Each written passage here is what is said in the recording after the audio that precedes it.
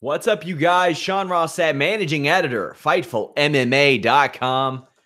It is December 16th, technically. Going to hit you with a quick recap of 3 different events.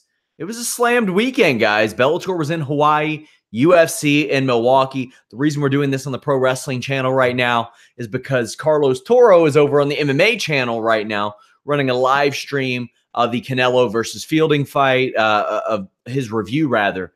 Head over there. You all can check that out. We will syndicate both of these on each channel. But James Lynch will join me on Tuesday. Programming note there, Showdown Joe will be out of town. He'll be in Kazakhstan calling the action for Titan FC. Next week, no Fightful MMA podcast as there are no events, and it is Christmas that day. So this week on the Fightful MMA podcast, we're going to talk about these events. We're going to preview the Rizin events. We're going to preview UFC. It's going to be a super packed episode. Going to be a lot of fun. Really excited to be joined by James on Tuesday, 2 p.m. Eastern for that one. If you haven't already, head over to our MMA and boxing channel, subscribe, do us that solid, help your boys out as we we move towards 1,000 before the new year starts. But let's get right into it. Now, for some of these, I am going to show you some GIFs and some highlights of some kind as we talk through the results of these shows. Bellator 212. Last night, the Bellator 212 show headlined by Michael Chandler and Brent Primus. I had mentioned that Chris Avila was on the show, who I considered one of the worst UFC fighters of all time. Not only did he get booked, but he got a win. His first win in a long time on this Bellator prelim show. You also had Robson Gracie picking up a big win. I did a results post on that YouTube channel, but we had Robson Gracie picking up a submission win. Not the biggest win for the Gracies this weekend. We'll talk about that momentarily. But Taiwan Claxton, if you're going to look at anybody on this Bellator 212 prelim show, you got to look at Taiwan Claxton. He is now 4-0. He keeps knocking people dead. K.O. Meyer was the latest victim, so to speak. He is somebody you gotta keep your eye on. And Bellator is really, really good at scouting and finding and then developing these prospects and then essentially fostering them into the fighters that they want them to be. But Taiwan Claxton was a 6-0 amateur. Now, granted, 4 of those fights were in I think it was XFN or whatever, but he was facing pretty good fighters then. Timothy Lewis was 10-2. Vic Dixit was 8-3. Devin Dorsey was 4-2. He was facing some experienced guys. And to date, as a pro, he's not really fought anybody with that great experience level. Chris Lencioni, I think, was 4-1 or something. And K.O. Meyer, this was his 6th or 7th fight, but it's time for him to take a little step up, but not such a big one because he just debuted 13 months ago. So keep on moving him along slowly, but maybe give him somebody who's had maybe 8, 9, 10 fights. See how he stacks up against them. You had Juliana Vazquez defeating Alejandra Lara by split decision. Sam Cecilia also defeated Derek Campos via split decision. Then you got A.J. McKee. A.J. McKee, you can't call him a prospect anymore. At some point, you go ahead and you throw A.J. McKee at 145 pounds to the Wolves. And is it the Wolves? I don't know. He's 23 years old, but he's 13-0, 12-0 in Bellator, I believe now. Undefeated in Bellator, that's for damn sure. And he was supposed to fight Pat Curran in September, so they were planning on moving him up a little bit quicker. He was supposed to face Emmanuel Sanchez last year. He was supposed to face Henry Corrales in 2016. So it seems like every time he's going to face like a top level or a higher level guy, something ends up happening. But he's beat Dominic Mazzotta and Justin Lawrence and John Makapat. So he's beaten some decent guys. It's not like he's going in there and beating down scrubs, and Curran pulled out of that fight. Not McKee. McKee is one you got to look at and say, when are they just going to give him a title shot? Can he win the title? I don't know. But this isn't his dad. This isn't Antonio McKee snoozing his way to wins. He's got, I think, 4 or 5 finishes since last year. So AJ McKee continuing to get the damn thing done and doing it in dominant fashion. Javi Ayala defeated Frank Mir. Oh, man. I mean, Frank Mir wasn't signed to come in and compete for the Bellator Heavyweight Championship. That's not something that was in the cards, so to speak. I don't think a lot of people expected Frank Mir to show up and take the world by storm, and now he's 0-2 in Bellator. He's lost 4 straight fights in a row. He's not doing a whole hell of a lot. He was able to drag this fight to the ground briefly, but couldn't stop Ayala and just got peppered and put away. And Ayala's just one of those guys. He's better than given credit for. I mean, he beat Karatanov, and it's not easy to catch Karatanov on the button. He's got a good-looking win over Rafael Butler. He was the first person to beat Butler, I believe. Beat Thiago Santos back in the day. So when and I'm talking about the big one, not the light heavyweight. He's got some okay wins. And for Frank Mir at this stage in his career, he's 39. Wow, it's weird to think he's not 40 yet. But he came into the UFC young when you think about it. Mir's gonna win some and he's gonna lose some. And to be honest with you, he's gonna lose a lot more than he's gonna win.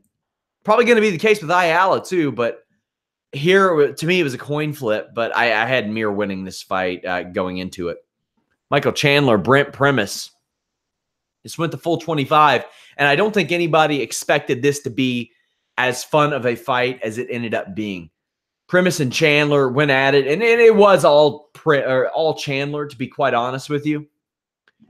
Chandler controlled this fight. There was a brief moment where Primus was able to take the back, lock in a rear naked choke, but Chandler peeled the arm off, got out, and just handled the rest of the fight.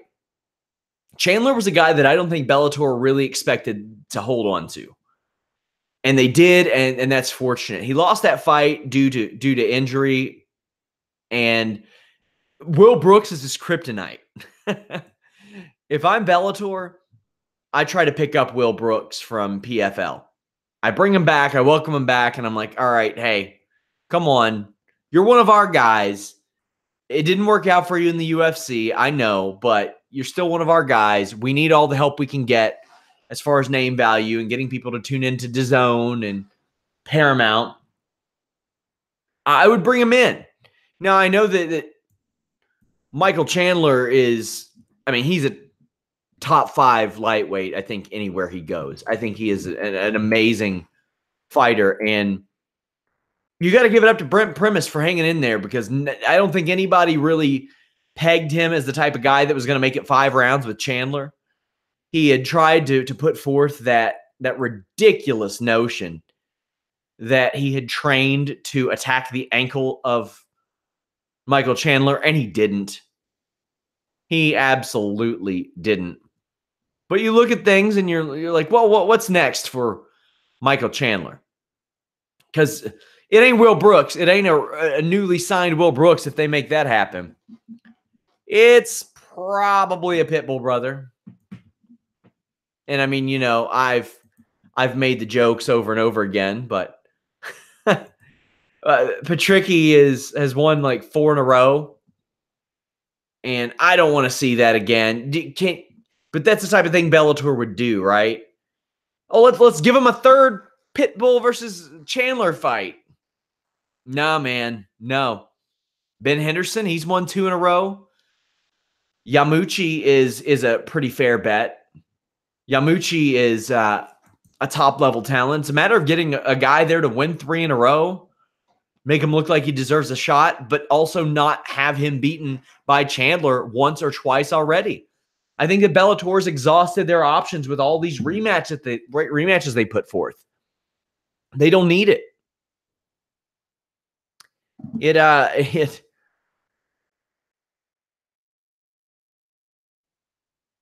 It's interesting because I was talking to Daniel Strauss last year, I think it was, and he was just like, man, I'm ready to fight somebody different.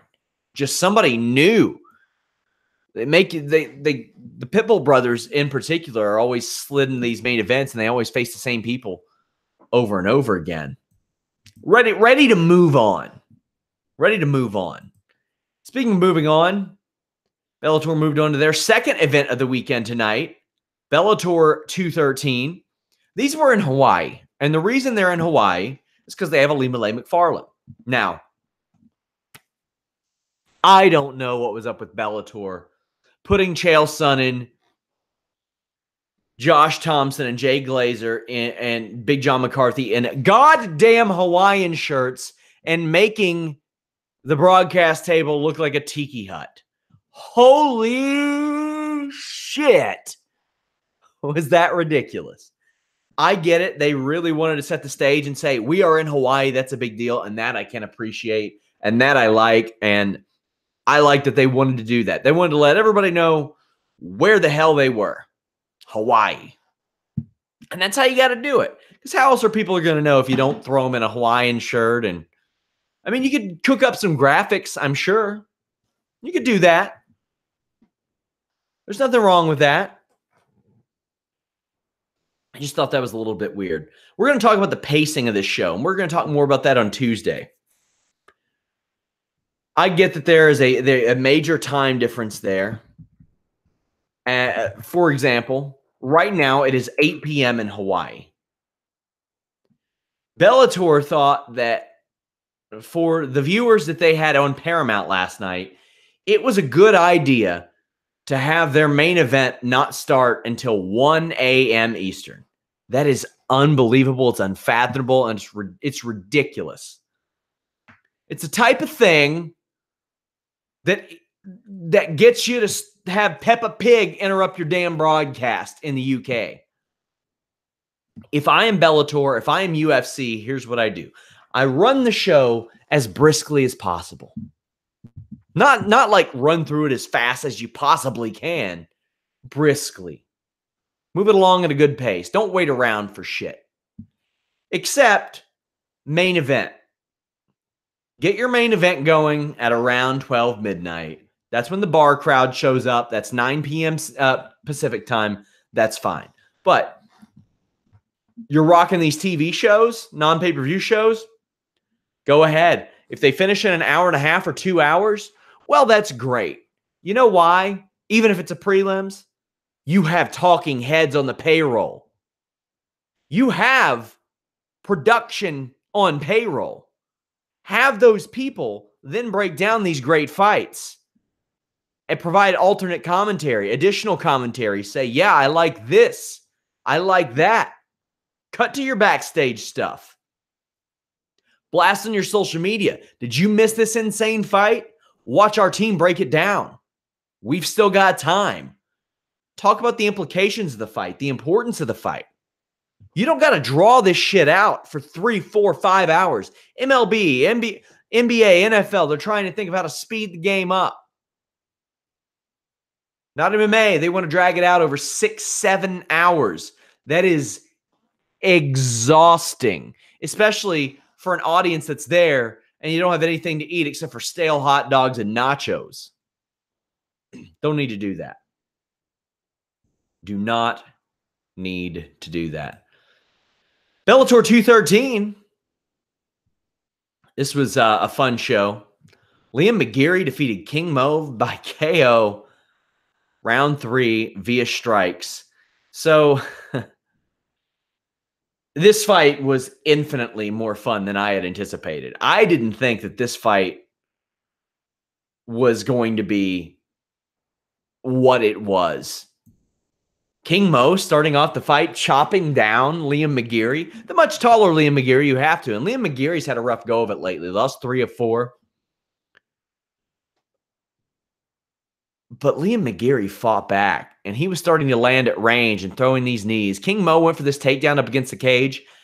I'm shocked that he stayed awake. Liam McGeary threw some filthy elbows. Downward elbows to the head of King Mo. Can't believe he stayed awake.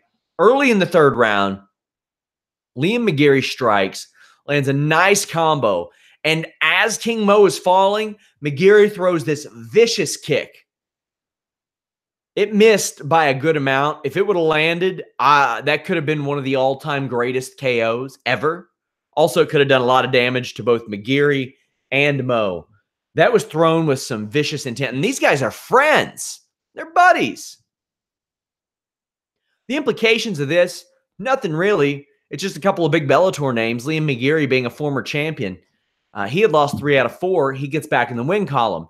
King Mo, on the other hand, loses 2 in a row for the first time in his career. And I don't want this to sound like a love letter to King Mo, who's about to turn 38 years old, but you got to remember the guy almost died at one point.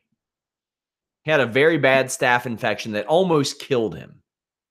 He's a former Strikeforce light heavyweight champion, but never reached the Bellator championship. After 5 or 6 years now, he's never done it. He won the Rising Heavyweight Grand Prix, which is very cool. He's competed all across multiple weights, whether it's light heavyweight or heavyweight. He's never lost 2 in a row until now.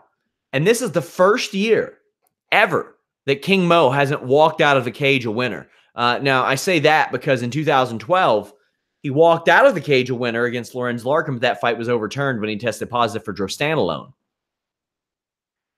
King Mo's been around for a decade now. And a decade ago, King Mo was the 27-year-old prospect out of Sengoku. Now he is the veteran who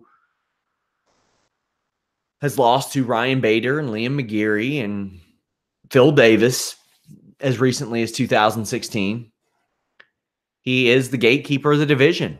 But the thing is, he's being put in there in big-name fights. Satoshi Ishii isn't a big name, but Crow Cop and Rampage Jackson, people like that. I can't imagine that Bellator is going to throw him in there with a Joe Vetapo and a Dustin Jacoby these days. He's going to get decent name opponents.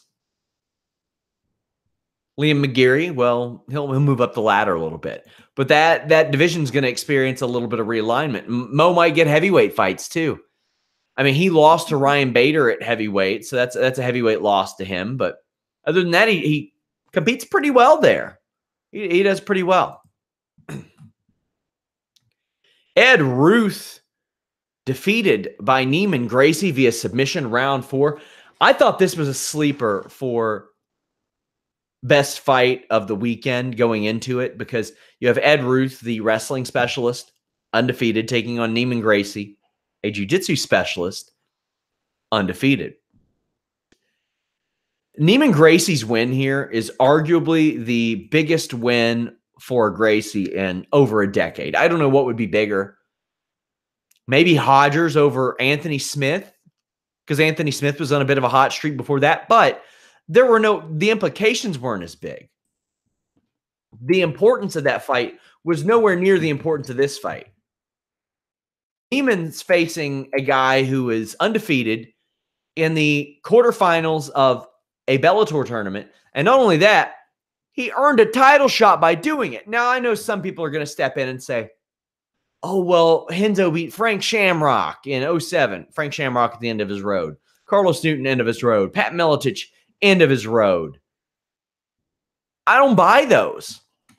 I don't look at that and say, man, those were amazing wins. Those were, even for their time, with Henzo Gracie being, gosh, I think he was 40 during those fights. I mean, those were old-timer fights. Gracie beating, or Hoist beating Shamrock in 2016? No. Beating Sakuraba in 2007 when he tested positive for steroids? No. This very well may be the most important win for Gracie since UFC 4? I don't know. I don't know, man. That's a pretty big one. He's going to now compete for this Bellator welterweight championship. He'll take on the winner of John Fitch and Roy McDonald, which is set for a quarterfinal and title match in 2019.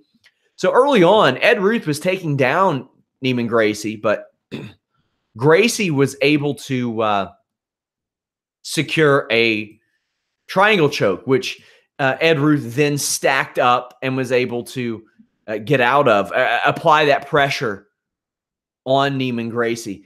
And Nieman, even though the strikes weren't necessarily powerful, I was impressed at how far his striking game has come along. He was throwing, he was using his range, and he was making himself a dual threat. I think that he knew that he wasn't going to be able to drag Ed Ruth to the ground. He was going to have to make Ed Ruth want to drag him to the ground.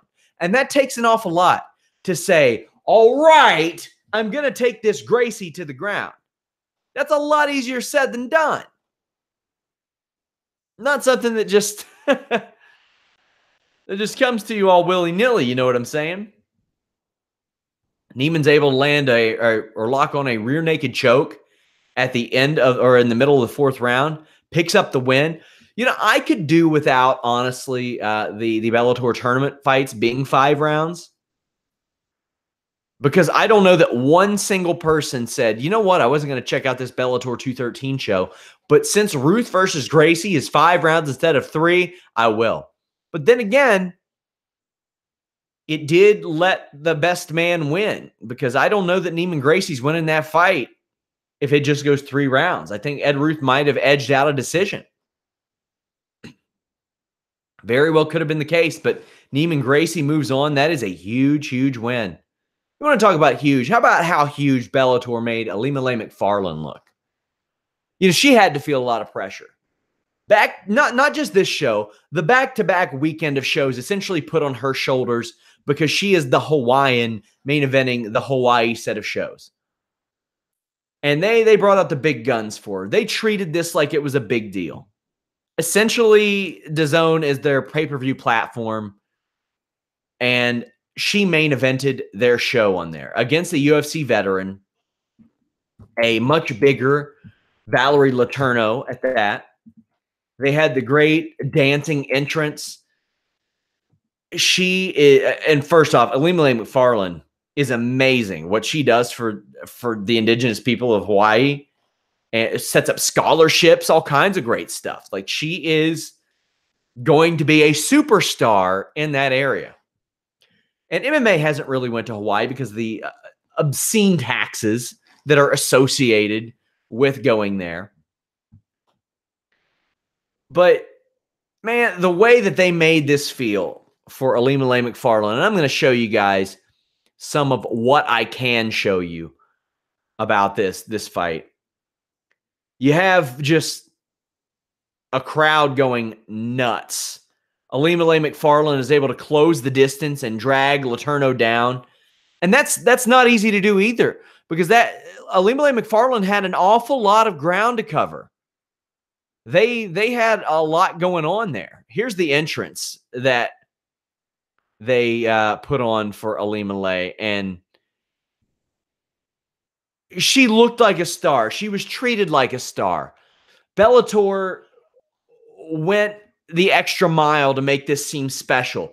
And then when AlimaLei McFarland was able to lock on that triangle and threw those filthy elbows, and Letourneau had to say, no mas, no mas. Boy, did that place just erupt. Now, when I tell you this, keep in mind, Valerie Letourneau didn't say no mas when she fought a much smaller Joanna Jędrzejczyk. She didn't say no mas when she went in there with Viviane Pereira. She went about the same distance with Joanne Calderwood.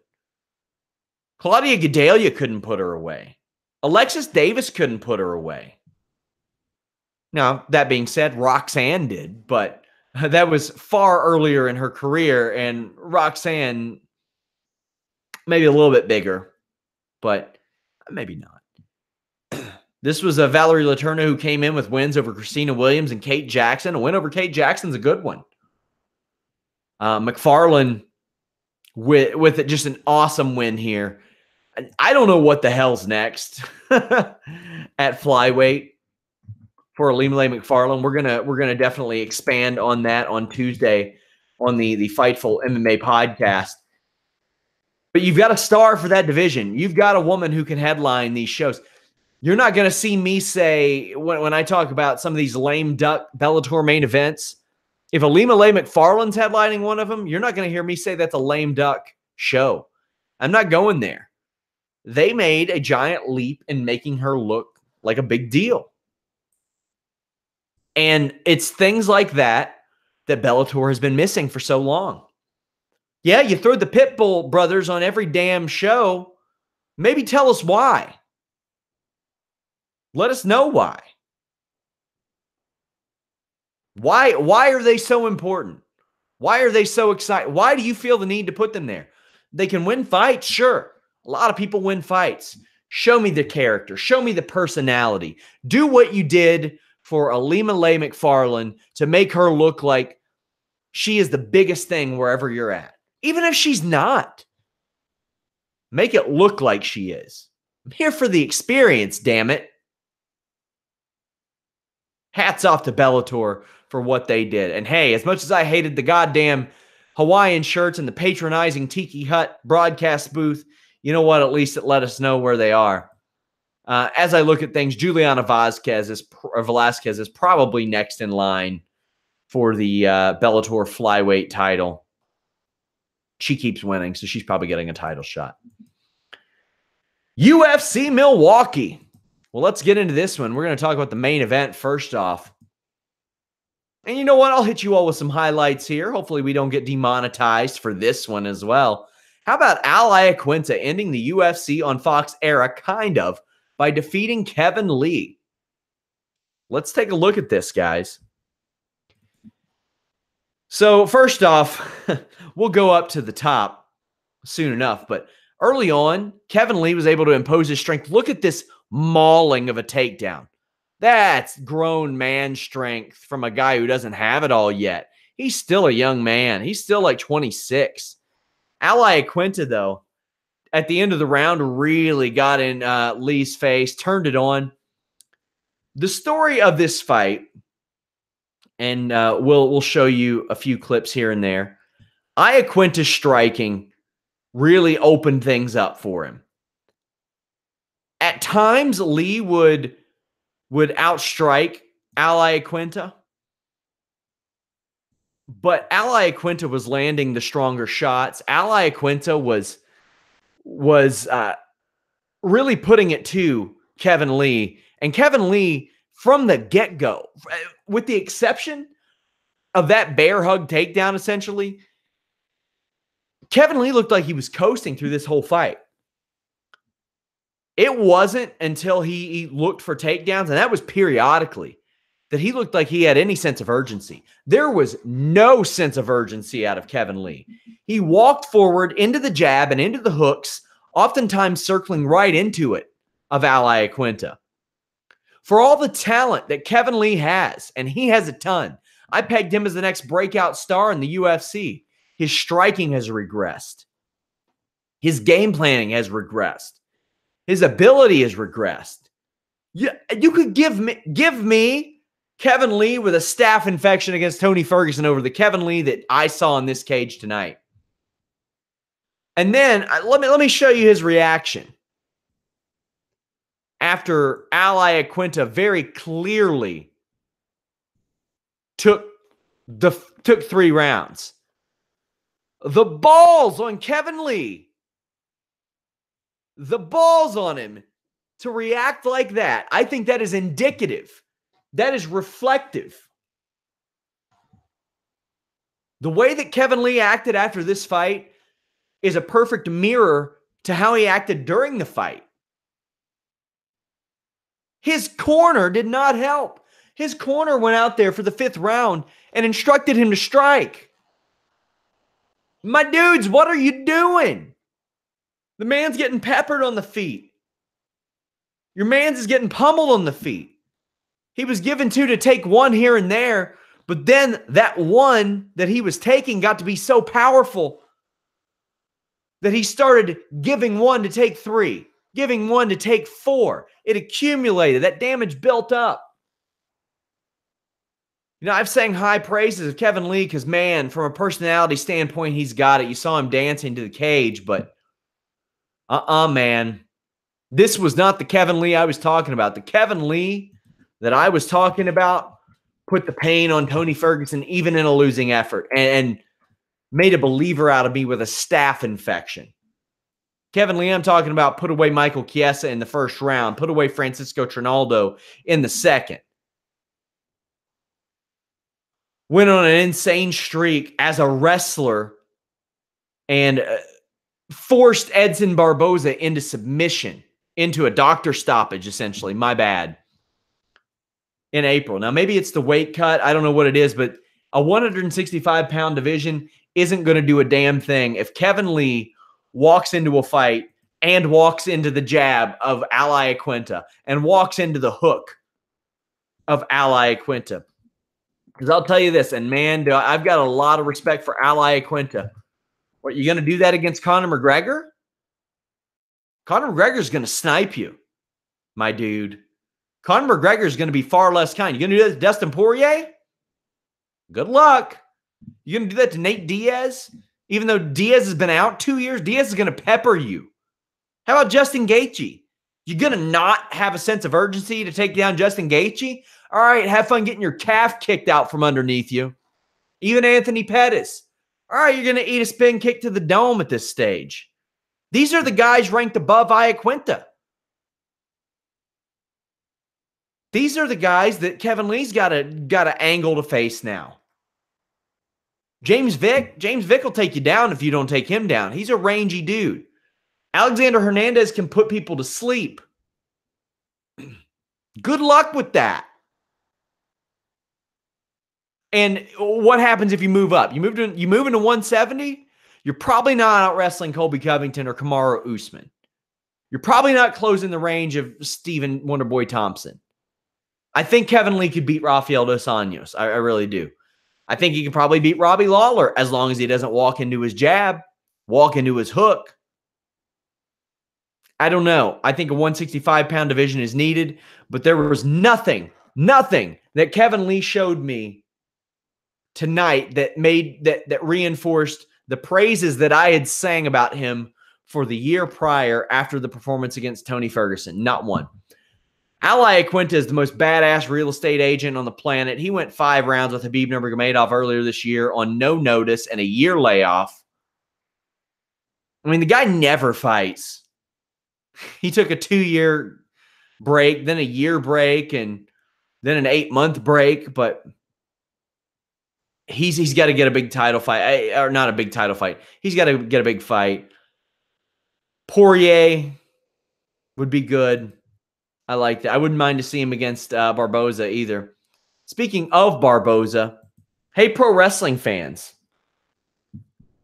if you ever wonder what I mean when I tell you the old pant shitter kicks, well, my friends, just tune in and watch what Edson Barboza did to Dan Hooker. A Dan Hooker who the UFC thought was going to emerge as a superstar. They thought was if he could beat Barboza, why not throw him into that upper echelon? It's bad enough when Hooker had to deal with those leg kicks from Edson Barboza. By the way, the most fun player on EA UFC 3. At least the stand and bang mode. But then Barboza just started to spam body kicks. And I mean it. He started to spam body kicks into the into the next round. And it got uncomfortable. Finally, in the third round, a stop was called to the action when there was this absurd combo of punches. Or not punches, of knees, of kicks, of punches, of anything. Edson Barboza saw an opening and really zeroed in on it. As bad and horrible as Kevin Lee's game plan was off of a win over Edson Barboza, Edson Barboza's game plan coming off a loss to Kevin Lee was masterful. It was perfect. He played to his strengths and to the weaknesses that many didn't even know that Dan Hooker had. After the fight, Barboza says that he's back, and he's tied for 4th most wins in lightweight history, and I got to put him in my top 3 ever as fun to watch. I'm putting him up there, man. I love watching Edson Barboza fight.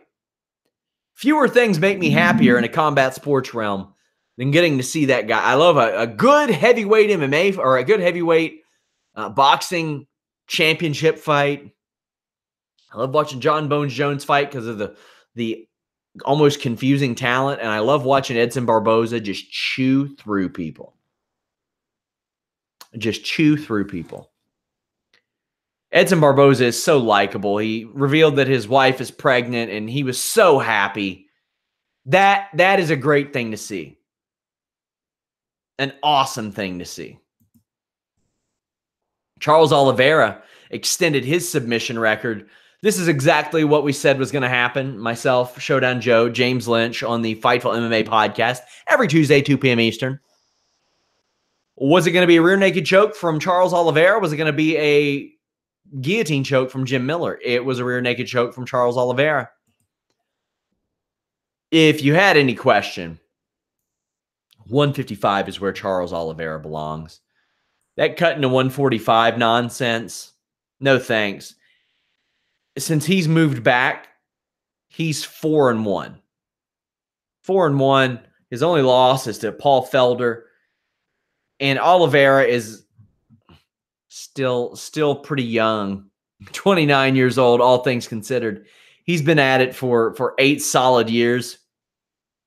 And you could argue that outside of that 2014 to 2015 run where he beat Ogle, Hioki, Stevens, and Lentz, that was a very good run. And he had that freak neck injury against Holloway, and then he beat Miles Jury. So besides 2014 and 2015, I think this is the best run of his career. And I'm saying that knowing that he went 14-0 to start his career. I think that these two runs mean a lot more. Beating Brooks, Guida, and Jim Miller with 4 performance of the nights along the way, setting records in the UFC. I think that means more than beating nobodies in Brazil. Speaking of, Iaquinta and Charles Oliveira won performance of the night. Joaquim Silva and Jaron Gordon won fight of the night. That was an amazing fight. Jared Gordon revealed that he tore his LCL and his knee up. Joaquim Silva put him away in the 3rd round with a KO. Worth going out of your way to see. Jack Hermanson finished off Gerald Meerschaert with a guillotine choke late in the 1st round. That one is also worth going out of your way to see. If you want me to make a couple more recommendations, Mike Rodriguez and Adam Milstead. Rodriguez, I love exciting new names at light heavyweight. He put away Adam Milstead in under 3 minutes with a nice knee to the body and some punches. This was fast and furious and great. Juan Adams, who you've seen on Fightful.com a couple of times, he had a WWE tryout earlier this year, beat Chris De La Rocha in the 3rd round. This was, Chris De La Rocha needed to win this fight to hang around the UFC, I think. He's lost 3 of 4. But this was a fight that Juan Adams was supposed to win, and he did. And he faced some adversity. Neither man had had a fight go this long. So they were suck and win. They were exhausted a minute into the first or into the 3rd. You don't got to watch this one. But I want to update you all on that because I've written about Juan Adams in the weekly and stuff like that. Dan Ige defeated Jordan Griffin. Zach Cummings over Trevor Smith. Drakkar Klose over Bobby Green. Zach Atau over Dwight Grant via decision. You had Rob Font. He had predicted that his size would be too much for Sergio Pettis to overcome, and it was. And the fact that the number 2 or 3 flyweight and Sergio Pettis couldn't hang with the number 10 bantamweight, I think is, as the Naked Gambler said on Twitter, he's a great follow, by the way. Go ahead and follow him. I think it's a pretty good indication of that flyweight division, at least at this stage. There was Mighty Mouse, Cejudo, Benavidez, and everybody else making weight. And Dodson. Man. Just not a lot left there. Overall, I thought this was a fun weekend of fights. No fights next weekend. Wah. We've got the Fightful MMA podcast coming at you Tuesday. So no show on Christmas. But we're going to preview the big fights on Ryzen. We're going to preview the UFC pay-per-view, Jones versus Gustafsson. We're going to talk a little bit about maybe PFL, maybe some of that, maybe. and really get you ready for that. I'll probably isolate the prediction videos and give you all some content during Christmas week. But this Fox show, essentially, or it was, I say essentially a lot of my shows, it was pretty much the end of the UFC and Fox era, and we've seen a lot of bidding adieu as a result. Fox will run the prelims for the UFC 232 show, but this was the last real show on their network. And this was never what they thought it would be. MMA was a tough sell. It didn't draw great ratings anymore. There was an exception a while back for the home Shevchenko fight that was a statistical anomaly. But we saw the farewells from UFC tonight. I don't know why they're not running one ahead of a big show like 232, but UFC moves on to ESPN and ESPN Plus. And what does this mean for Fight Pass? Well, I have informed my team that they no longer need to expense that because there's nothing on that show that stands out to me like we got to cover that. An Invicta show here and there. Everything's going to be on ESPN Plus and DAZN. We're going to talk about UFC 232 this weekend or this Tuesday. Make sure you guys tune in. Lots of content on Fightful.com and FightfulMMA.com. I want to thank you guys so much for joining me. You all could have checked out any other post show, but you're here right now listening to me ramble on. Thank you all so much. If you all want to support FightfulMMA.com, retweet our stories. That's the best way to do it. Help get us out there. Help put our name in front of people's faces. Thank you all so much. Hit that like, subscribe. We're out.